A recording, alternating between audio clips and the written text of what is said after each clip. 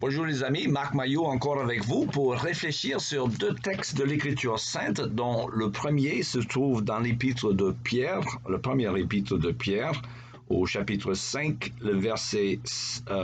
chapitre 5, verset 5.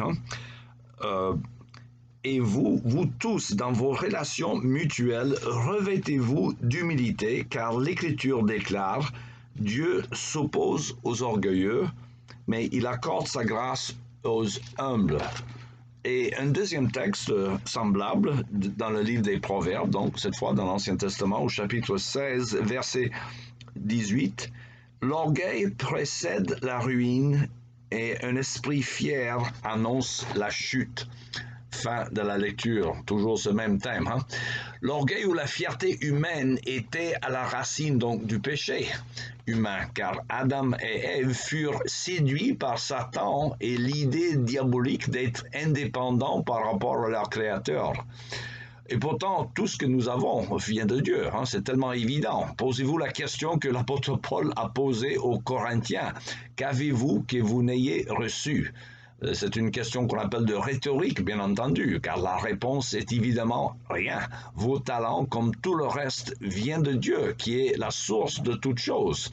Et si vous pensez avoir travaillé pour acquérir vos biens, rappelez-vous, c'est encore Dieu qui vous a donné la santé pour travailler. D'ailleurs, le Seigneur, il en dit autant dans le livre de Deutéronome, dans l'Ancien Testament. Tout le monde n'a pas autant, de santé pour travailler. Et donc, en fait, il n'y a aucune raison d'être fier, car tout ce que nous avons vient de Dieu.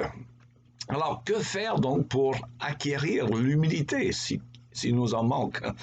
Il s'agit de nous mettre en perspective et de nous considérer tel que Dieu nous voit.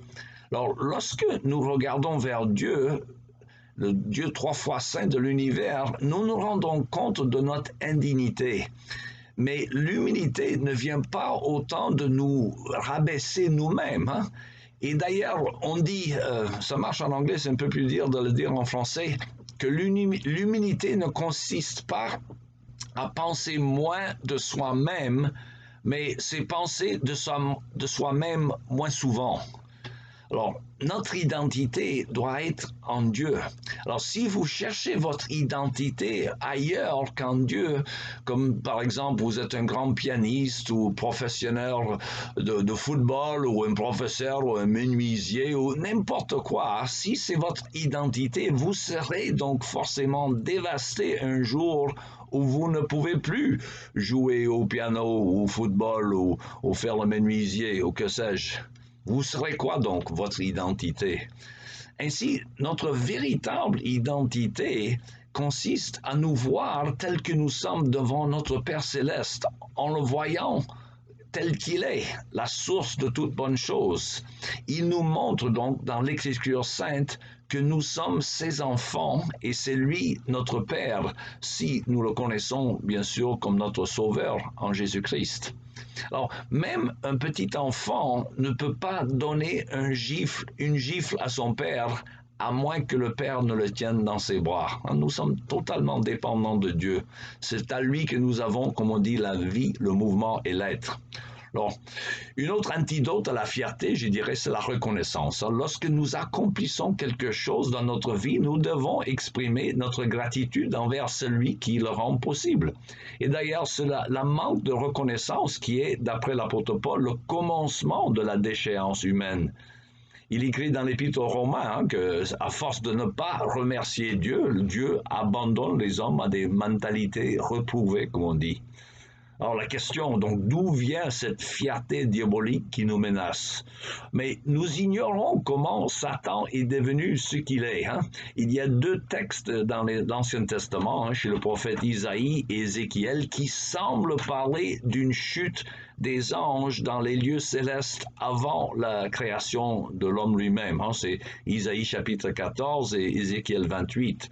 Et c'est comme cela que les chrétiens comprenaient ces passages depuis des siècles, comme une référence à la chute de Satan avant la création du monde. Tout le monde n'est pas d'accord là-dessus, mais c'est comme ça que ça a été compris de façon, je veux dire, par la majorité des théologiens depuis 2000 ans. Autrement dit, c'est par l'orgueil que Satan est devenu Satan de l'ange qu'il était. Il en est de même pour l'homme. Le manque de dépendance et de reconnaissance envers son Créateur le transforme progressivement en monstre d'égoïsme. Alors, le remède, c'est toujours le rétablissement d'une relation avec Dieu par le biais de notre Sauveur Jésus. N'oublions pas, pour conclure, ces paroles sublimes de saint Augustin dans ses confessions lorsqu'il prie Dieu en disant « Seigneur, tu nous as créés pour toi et notre âme est inquiète tant qu'elle ne se repose pas en toi. » Voilà, c'est tout le temps qu'il me reste pour aujourd'hui, mais il vous reste à souhaiter une bonne journée et à la prochaine.